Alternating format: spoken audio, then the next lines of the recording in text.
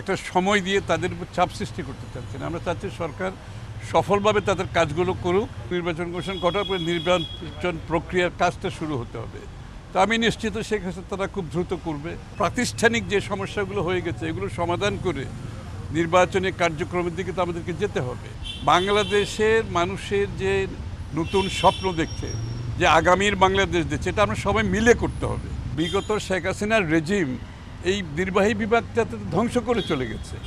এখান থেকে বেরিয়ে আসতে হলে একটা ঐক্যবদ্ধ প্রচেষ্টা থাকতে হবে। বাংলাদেশের হাসিনা চলে যাওয়ার পরে, শেখ হাসিনা চলে যাওয়ার পরে যে এই প্রেক্ষাপটে, বর্তমান প্রেক্ষাপটে আমরা কি ভাবছি এবং কেয়ারটেকার সরকার, ইন্টেরিয়াম সরকার কীরকম করছে, তাদের 1 মাস কেমন গেল, আগামী দিনে আমাদের কি প্রত্যাশা, দেশের কি প্রত্যাশা, এবং অস্ট্রেলিয়া বাংলাদেশ সম্পর্কর বিষয়ে আলোচনা হয়েছে।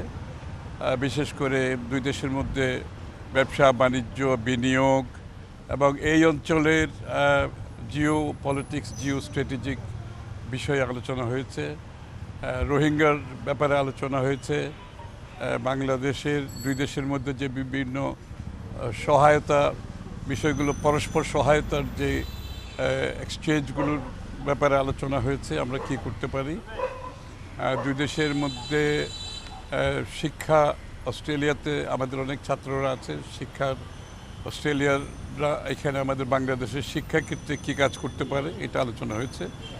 এবং বর্তমান প্রেক্ষাপটে বাংলাদেশের আমরা কবে নির্বাচনের দিকে যাচ্ছি, কতদিন নির্বাচনের জন্য কত সময় লাগতে পারে তারা জানতে চেয়েছে, এবং নির্বাচনী কর্মকাণ্ডের জন্য কি কি পরিবর্তন দরকার, সেগুলো কিভাবে এগুচ্ছে সে ব্যাপারে জানতে চেয়েছে।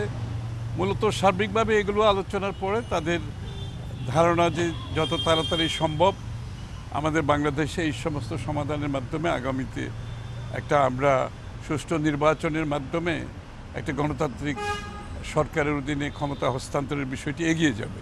এখন সময়ের যৌক্তিকতা বিচার বিবেচনা করার যারা যারা এখানে স্টেক হোল্ডার আছে সবাই তো বিবেচনা করবে সময়টা।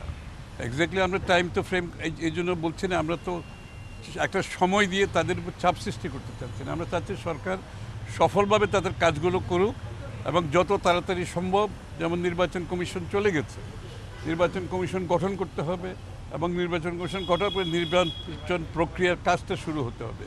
তো আমি নিশ্চিত শেখ হাসিনা তারা খুব দ্রুত করবে, কারণ একদিকে ফায়ার ফাইটিং করতে হবে, অন্যদিকে যে আমাদের যে প্রাতিষ্ঠানিক যে সমস্যাগুলো হয়ে গেছে এগুলো সমাধান করে নির্বাচনের কার্যক্রমের দিকে তো আমাদেরকে যেতে হবে। তো সকলের একই প্রশ্ন যে এই কাজগুলো কত তাড়াতাড়ি হবে, কতদিন লাগতে পারে এবং কবে একটি গণতান্ত্রিক সরকারের ক্ষেত্রে শান্তিপূর্ণ ক্ষমতা হস্তান্তর করা সম্ভব হবে।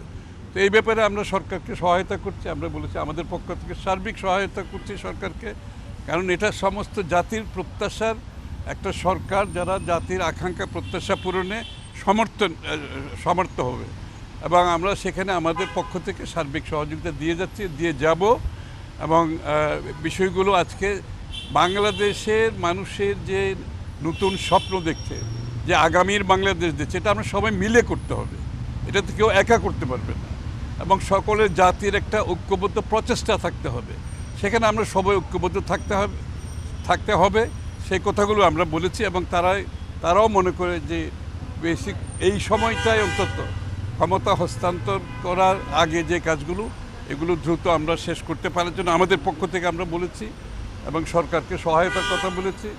সাথে সাথে এই কাজগুলো দ্রুত শেষ করে আমরা সামনের দিকে এগিয়ে যেতে হবে। ক্ষমতার অপব্যবহার এবং নিজেদের লোক বসানোর যে একটা প্রচেষ্টা ছিল দেশের, আজকে এই নির্বাহী বিভাগে আজকে বস্তুতপক্ষে একটা দলীয় নির্বাহী বিভাগ ছাড়া তার কিছু বাকি নাই।